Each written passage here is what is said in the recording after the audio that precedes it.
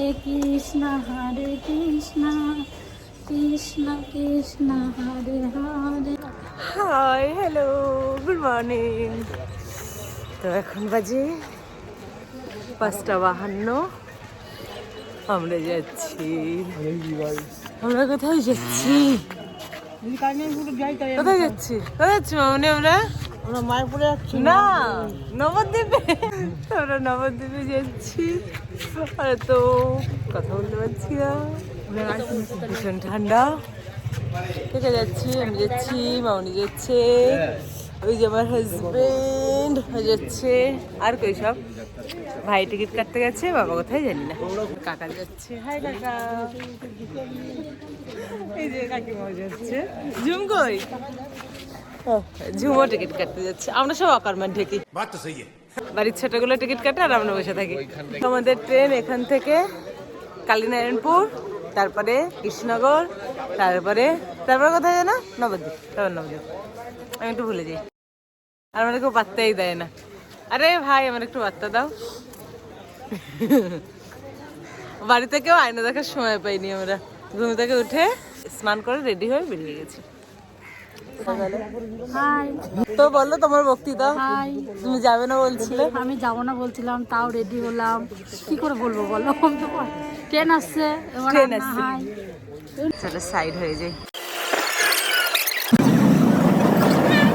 সকালের weather, I just love it. Hello hello, good morning. কত কুয়াশা।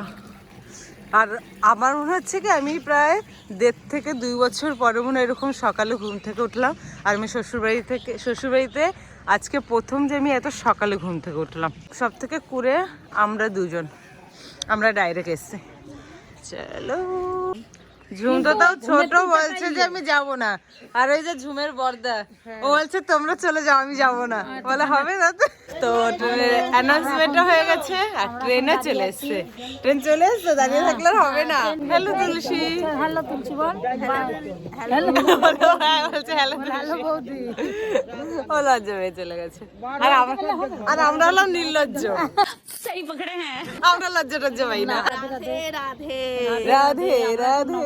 ধাম যাচ্ছি, শিব মন্দির দেখবো। চলো, ট্রেন চলে এসছে। পরে আবার না নিতে হবে, আমি ব্লগার না।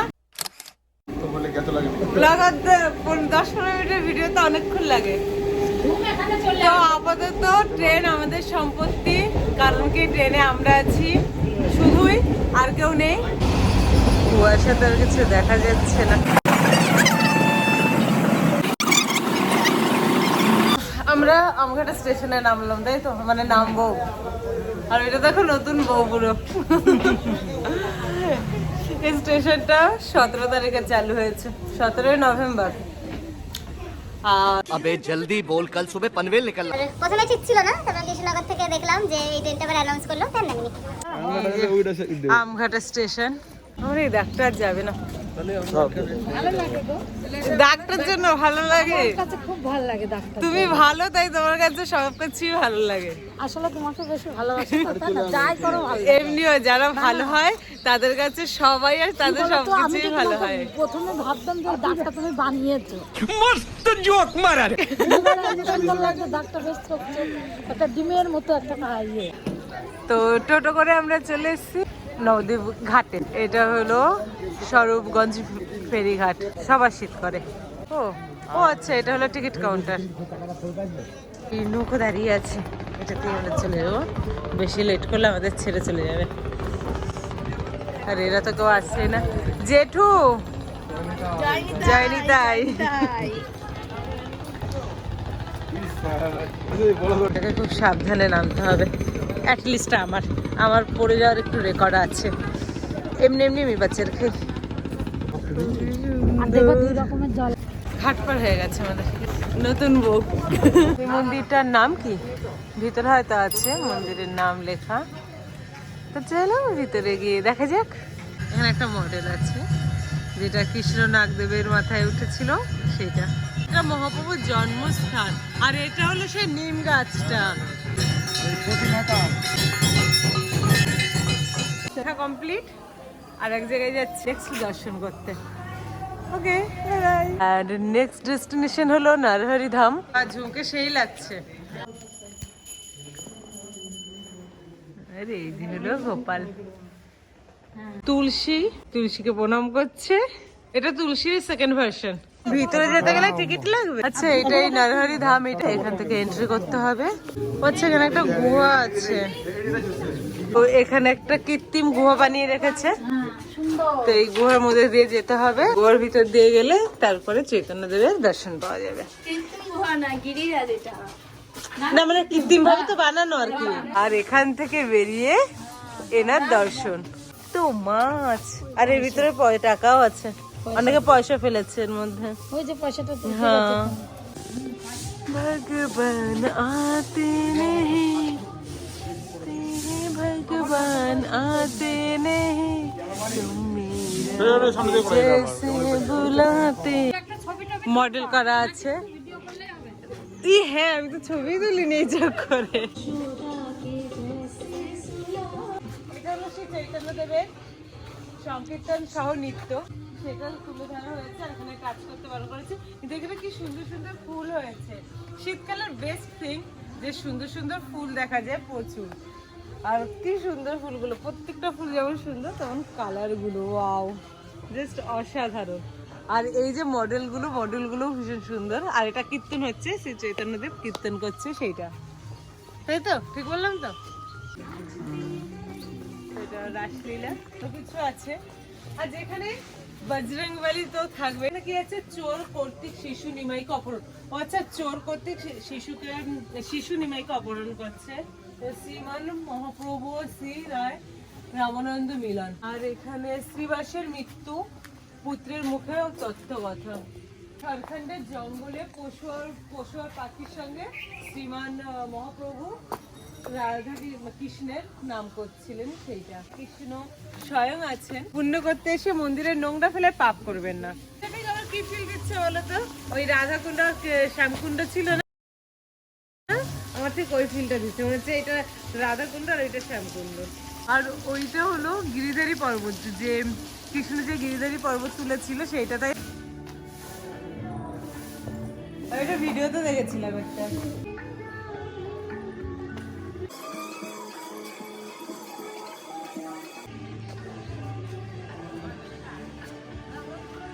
কাকিমা কিছু নেবে না? অনেক বড় বড় গোপালও আছে। তার থেকে আই থিঙ্ক সব থেকে বড় গোপাল হলো এইটা, নিতাই মন্দির। এটা নিত্যানন্দ প্রভু। ভিতরে কি আছে মামনি এমনি? আর ব্যাস পরিক্রমা করা যায় তাই তো এখানে? তো এখানে এটা নিত্যানন্দ প্রভুর মন্দির। আর এখানে পরিক্রমা করা যায়, যেটা না পরিক্রমা করতে শুরু করে দেয়। ও ভাই পরিক্রমা করছো? আমরা একবার পরিক্রমা করেই নি। তো এখানে এটা হলো গিয়ে পুরোটা ধরে পরিক্রমার রাস্তা আর কি।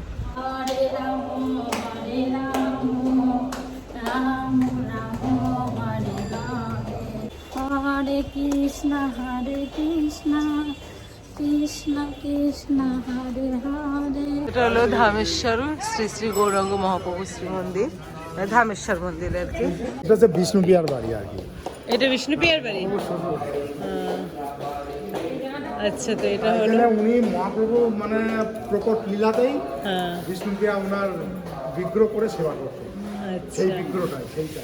ও এইটাই সেইটা বিষ্ণুপ্রিয়া। হ্যাঁ মহাপ্রভু যখন সন্ন্যাস নিয়ে চলে যায় তখন বিষ্ণুপ্রিয়া, এটা হচ্ছে বিষ্ণুপ্রিয়ার বাড়ি, মানে মহাপ্রভুর শ্বশুর বাড়ি আর কি। তাই উনি তখন ওই মহাপ্রভুর বিগ্রহ করে ওই সেবা করতেন যতদিন ছিলেন আর কি। আর এটা হলো সেই পোড়ামাতলা মন্দির। এই গাছটা কত বছরের পুরনো হবে তার কোনো ঠিক নেই। তো এখানে কথিত আছে যে এই মন্দিরটা নাকি একবার আগুনে পুড়ে গেছিল, তারপর থেকে এখানে নাম হয়েছে পোড়ামাতলা। এটা হলো মা ভবতারিণী আছে বা পোড়ামা আছে, তিনি নাকি ভীষণ জাগ্রত। তো এখানে যে যাই মানত করে তাই নাকি ফলে। তো মনের বিশ্বাস আর রাস্তা নিয়ে যদি কেউ কিছু মানত করতে চায় তাহলে সে সেটা অবশ্যই তার ফল পায়। গাছটা যেন মন্দিরটাকে পুরো আঁকড়ে ধরেছে। মন্দিরের চূড়া দেখা যাচ্ছে না গাছের জন্য। গাছে একটা গাছের শাখা পোশাখা কোথায় কোথায় গিয়ে গেঁথেছে তার ঠিক নেই। এটা হলো কেশবজির মঠ। তো এখানে বলেছে যে সেলফি তুললে 500 টাকা জরিমানা, কিন্তু ভিডিও করলে কিছু বলেনি, ভিডিওর কথা বলেনি, তাই আমি ভিডিও করছি, সেলফি তুলছি না। ঠিক আছে, বাবা ফ্রেশ লাগছে। সকালবেলা কটায় উঠেছি? প্রায় 5:30 হবে না, না 5:30টার আগে। তারপরে কিছু খাচ্ছি। তো এবার নেক্সট ডেস্টিনেশন হলো সমাজবাড়ি। সমাজবাড়ির এটা হলো গিয়ে নাকি সোনার মুকুট। যেটা কতবার এসছে এখানে আগে? আসা হয়, তাই তো? তুমি কতবার এসছো তুলসী? হ্যাঁ, এই নিয়ে দুবার।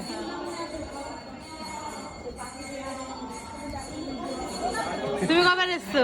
একবারও না। তুমি কবার এসছো? আমি ফার্স্ট, আর জেঠিমা তো অনেকবার এসছে, অনেক 5 বার। বাহ। আর এই কাকিমা আমরা সব ফার্স্ট টাইম। হ্যাঁ, আমরা হলাম গিয়ে পাপি মানুষ।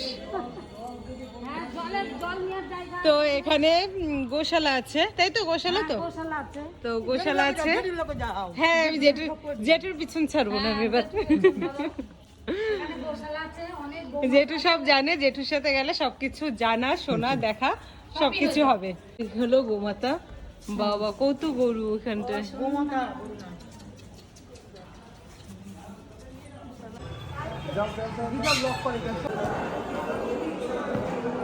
এটা হলো সোনার গোড়াঙ্গর, পুরো মূর্তিটাই সোনা দিয়ে আর কি তৈরি করা।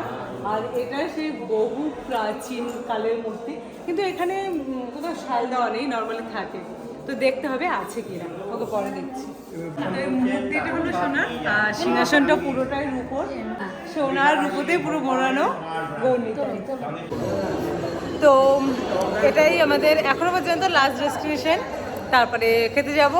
আর এটা হলো গুপ্ত বৃন্দাবন, এই মাটির নিচে নাকি বৃন্দাবন আছে। তো আমরা তো আসল বৃন্দাবন দেখে এসেছি, এবার লুকিয়ে লুকিয়ে বৃন্দাবন দেখবো 10 টাকা টিকিট কেটে। আর কি করে যাবে, আর এটা আবার ঘুরে ঘুরে যেতে হবে, এদিক দিয়ে ঘুরে ঘুরে এদিকে যাও। ডাইরেক্ট এটা করলে কি প্রবলেম হতো, এখান দিয়ে ডাইরেক্ট করলে তা না, আবার এইটাকে ঘোরানো হয়েছে। আর কি একটু ঘুরে যাও, মানে নাকে এইভাবে না ধরে মাথা দিয়ে ঘুরে তারপর নাক ধরো। আচ্ছা, এবার গুপ্ত বৃন্দাবন, হ্যাঁ, মাটির নিচে দেখাচ্ছি।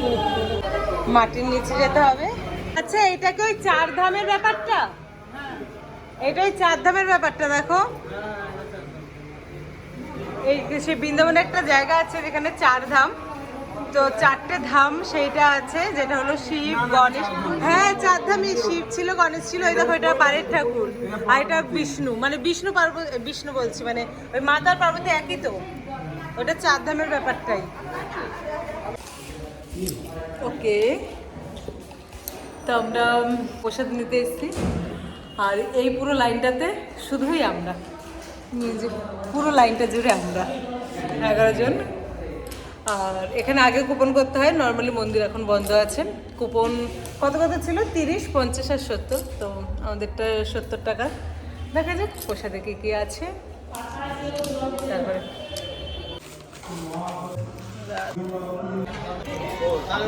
তো আমরা খেয়ে দিয়ে চলে এসেছি নবদ্বীপ ঘাটে। এই যে ঘাট, এবার এ পাশ দিয়ে ওই পাশে যাব। তো দেখি, ইচ্ছে আছে যদি মায়াপুরে যাওয়ার সময় থাকে, যদি মায়াপুরে যাওয়ার সময় থাকে তাহলে মায়াপুর যাবো, আর নাহলে বাড়ি। এখন অবশ্য বেশি বাজে, ওই 1টার মতো বাজে এখন। আর এখানে অনেকে স্নান করে, যে করে। আর এখানে অনেকের কাজও হচ্ছে, হয় না যে শ্রাদ্ধের যে কাজগুলো সেগুলো।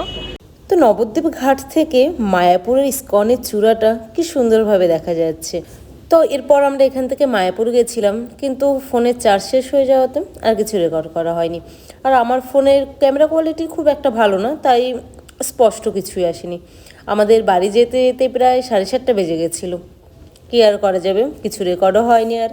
ওকে, তো এই পর্যন্তই। Okay, ta-ta, bye bye, good night.